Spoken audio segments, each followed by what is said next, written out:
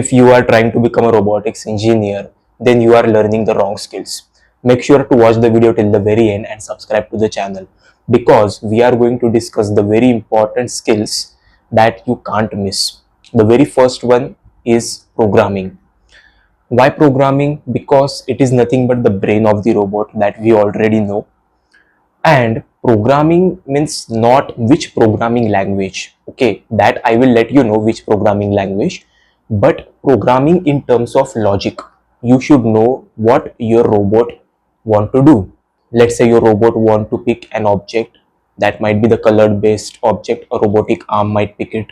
Then your robot might avoid an obstacle by using a sensor. So likewise, you should know how to code it, driving the motors, detecting the obstacle, finding the best route possible. That might be the path planning algorithms, or else a simple ultrasonic sensor used to avoid the obstacle, any kind of stuff, or else using advanced lidar sensor, or else depth camera, anything, right?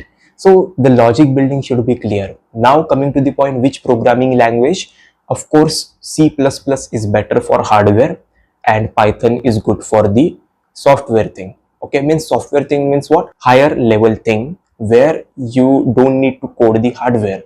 Means that might be the machine learning algorithms, the vision system, or similar things, right? So that is better because of the latency issues, okay, or else time complexity. That is the reason behind that. Now moving towards the second skill, which is about ROS2, okay, or else ROS in general, which is robot operating system. Why robot operating system? Now many guys say that ROS is a hype, or else it is not needed in general, but I have seen various masters programs, or else even in India many bachelor's program are taking ROS as a subject to teach robotics to students. Why? Because ROS architecture is very easy to understand in the beginning and easy to understand the functioning of the robot. That's why it is important. The company might use a different framework or else any other thing, but ROS in general is very important to learn, in my opinion, because it gives you exposure.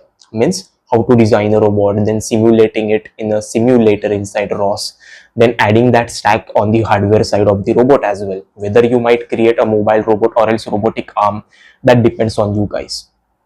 But this is very important skill, so I think you must learn it. Okay, and if you want to know more about ROS2, you can watch the podcast. The I button is there, and if you want to enroll for the ROS2 training, you can just check out the WhatsApp community link in the description and just join the group and say I'm interested. My team will get back to you. Next skill is about the designing and the overall electronics part of the robot. Okay, you can also say the hardware part of the robot. Why? You should know the basics of designing, means how the robot is designed. Okay, I'm not saying that you have to become expert of each and everything. Let's say in your company or else in your project group as well, there are some students who know about the design part and some of the students who are not even aware of that. So how you are going to discuss about that project, about that topic in the company or else in the group whenever there is an official meeting? So that's why you should know what is actually happening, how to build a design, how to build a robot in general. Okay, that is important. Means material selection, component selection, how motors work. Okay, the basic functioning of it. I'm not expecting the whole calculation behind it, but the basic functioning of it. Then how electronics work in general, microcontroller, microprocessor, all those things. So these things are to be learned. And how? By doing a project. Okay, don't get confused between how to learn a thing, what to learn. See, how to learn is very important than what to learn. You can't just go and learn a thing by just theoretically doing it. You have to apply the things practically. Okay, so that is the most effective way in robotics. What is the next skill to learn? The next skill to learn is, I will say, profile building and communication. Why? Because profile building can be done on LinkedIn. I will make a dedicated video for that. But build your LinkedIn presence by posting what you are doing, and also profile building in general, sharing your projects, what you have done till now and things like that.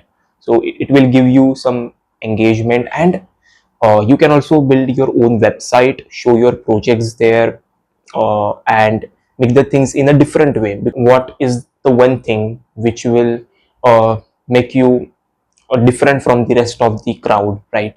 So that's why you can just showcase your work that you have made.